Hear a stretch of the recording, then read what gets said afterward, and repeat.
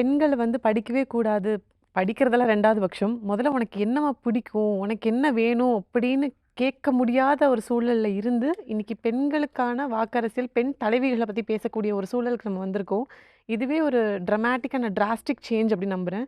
பல 100 ஆண்டுகள் முக்கியமா நீங்க சொன்ன மாரி விமென்ஸ் டே அன்னைக்கு எல்லாரும் விமென்க்கு தான் விஷ் பண்ணுவாங்க. ஆனா நான் எல்லா விமென்ஸ் டேலயும் கெஸ்ட்டா போற எல்லா இடத்துலயும், விமென்க்காக பாடுபட்ட மென்க்கு முதல்ல நன்றி அப்படின்னு சொல்லிட்டு தான் என்னோட உரைய ஆரம்பிப்பேன். அண்ட் விமென்ஸ் டேனாலே எப்பயுமே ஒரு விமென் ஸ்பீக்கர் உள்ள கூட்டு வந்து, விமென் கிரவுட அட்ரஸ் பண்ணி, விமென் டு விமென் செஷனாவே அது எப்பயும் இருக்கு நீங்க சொன்ன மாதிரி.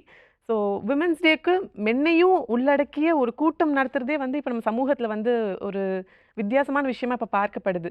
ஸோ பெண்கள் உங்களுக்கு என்ன வேணும் அப்படின்னு வீட்ல அப்பா, அம்மா கூட கேட்காத ஒரு தலைமுறையில, ஒரு கம்யூனிட்டில இருந்து நம்ம வந்துட்டு, இன்னைக்கு பெண்களையும் உள்ளடக்கிய இன்னும் சொல்லப்போனா பெண்களும் யூத் அண்ட் விமென் மட்டும் தான் இன்னைக்கு வந்து டிசைடிங் ஃபேக்டரா இன்னைக்கு பாலிடிக்ஸ்ல பார்க்குற அளவுக்கு நம்ம சமுதாயம், முக்கியமா தமிழ் சமூகம் வளர்ந்து வந்திருக்கு. குறிப்பா இந்த வரப்போற எலக்ஷன் அப்படின்றது யூத் அண்ட் விமென் பேஸ் பண்ணி தான் இருக்கு. அதனால தான் எல்லா அரசியல் கட்சிகள்லயும் பெண்களுக்கான பிரதிநிதித்துவமும் இன்க்ரீஸ் ஆயிருக்கு. அண்ட் இங்க இருக்கக்கூடிய எல்லா தலைவர்களும் பெண்களையும், குழந்தைகளையும் முன்னிறுத்தி நெறைய விஷயங்கள் வந்து செஞ்சுட்டே வராங்க. இது வாக்கரசியலுக்கு அப்பாற்பட்டு சமூகமாவே வந்து விடுதலைக்கு பிறகு எல்லா மாநிலம் கம்பேர் பண்ணும்போதும் வினோதினி மேம் சொன்ன மாதிரி எல்லா துறைகளிலும் இப்ப நம்ம ஷைன் பண்றோம். அப்பார்ட் ஃப்ரம் எந்த பார்ட்டி அப்படின்றத தாண்டி, ஒரு ஆணுக்கு நிகரா ஒரு பெண் இன்னைக்கு சமமா ஓடுனதுனால மட்டும் தான் இன்னைக்கு தமிழ்நாடு எல்லா துறையிலயும் நம்பர் 1 மாநிலமா இருக்கு.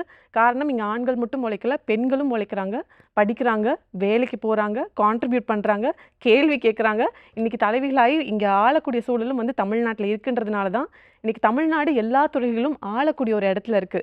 ஸோ அந்த வகையில இந்த மாதிரியான ஒரு சிச்சுவேஷன்ல இருந்து பெண்கள் தினத்த இவ்ளோ டெமோக்ராட்டிக்கா எல்லா அ அம் அரசியல் கட்சிகள்ல இருந்தும் பெண்கள் ஒண்ணு கூடி இது ஒரு ஹெல்த்தி டிஸ்கஷனா எடுத்துட்டு வந்து செய்றதே வந்து பார்க்கறதுக்கு ரொம்ப மகிழ்வா இருக்கு.